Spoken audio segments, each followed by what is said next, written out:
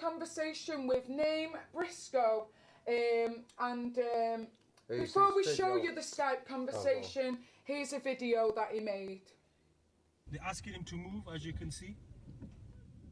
There's a big confrontation here in Evington Road. He's not stepping back. Away from this guy. I'll move back. Thank you very much. Can you step back, sir? Can you step back on the same day? That's it. Anything you want to say to the viewers? Because this is going straight online.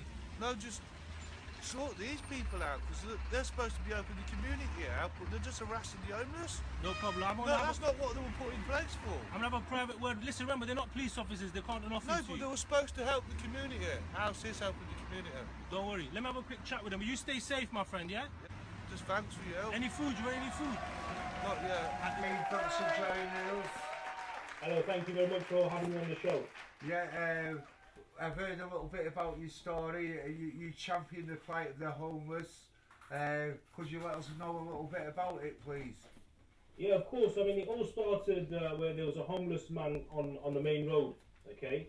And he was there for quite a while. And what the community did, we all used to offer him some food and some warm blankets and stuff like that. I mean, over the few days, coming days, then we had a lot of, the police officers coming down, the PCSOs, and trying to move him around and stuff like that. It came to a stage, I was actually driving past, and I got my partner to record it, and the homeless chap felt very threatened, and he felt harassed, and I felt something has to be done about this. So what I did, I parked my vehicle, I kept my mobile device in my hand, and I went up to the PCSOs and I confronted them in a professional manner. Say, look, what's going on? The homeless man, his name's Paul, he clearly stated he feels harassed and he feels threatened. And based on his what he said verbally, I took action to tell the police PCSOs to step back from this man and let them know that we all both have the same powers. And if they do continue to act this way, I'll have no other option but to civil arrest them. Did you? Nice one, mate. And what was the response to that then?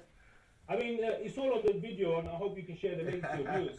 But basically, the things I mentioned to them is clearly, I said, look, you're harassing this gentleman. Yeah. Can you please step back from him? I had to say it about 20 times. On the 20th time, they took a very, very big step back, I can tell you that. Did they? Nice one. So, I didn't know we could arrest police officers ourselves. That's really good news. I mean, it depends what type of power officers have got. I mean, I don't know much about law, but what I do know that PCSOs we have similar powers to them. The only thing is they've got a uniform they look like officers, but in reality they have the same civil rights as us. Yeah. So they're just volunteers, aren't they? Really, they're not fully. So we can't arrest only the CSOs. I mean, I need to research that one. I'll probably ask Google for that one later. I'll check it out. But I mean, the reality is this, is that look, in the UK we have a big issue. All right, we have homeless people on the streets, and the most perception that people have of homeless people is that they're alcoholics, they're drug addicts. Don't get me wrong, there may be scenarios like that, but in reality, a lot of these people are homeless and they need some type of support. Well, and the most horrifying thing is because with Salford, we went to, where did we go to it? Christmas? Abbott Lodge in Salford, which is the last place open in Salford as a hostel for the homeless to go to, and they were dealing with families who losing their homes, and it was unbelievable that they may be getting closed down in March because they're withdrawing the funding. So all the support systems, what was in place for these, are now disappearing. So we've got to do something about it, really. I mean, another thing I want to mention, right? I mean, a lot of comments I read when I put this video out, it went completely viral. Obviously, got to you, so you know it's gone viral. A lot of people mentioned a couple of things. I want to read some of the comments that people mentioned. One of the comments that people mentioned is they said that, look, it's nice for somebody of a different ethnicity, right, to help, a white homeless man. And I'll just let the viewers know out there that colour is no issue.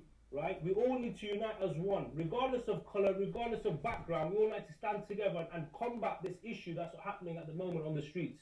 Yeah, man, because I believe through consciousness we can all come together as a collective. Because the people, we don't want this divide and rule politics, and we should do everything we can to like destroy the Smith, what has been developed by the media, really. Hang on, 100% right there. Yeah, and the reality is that we, you know, when we're left to our own devices, we all get along famously. You know what I mean? And they ain't the riff what they're trying to create. They are creating the propaganda for their own purposes. I don't know what it is for, but I totally agree with you. I mean, there's always a hidden agenda in everything, but like you lot, you've got your own show at the moment.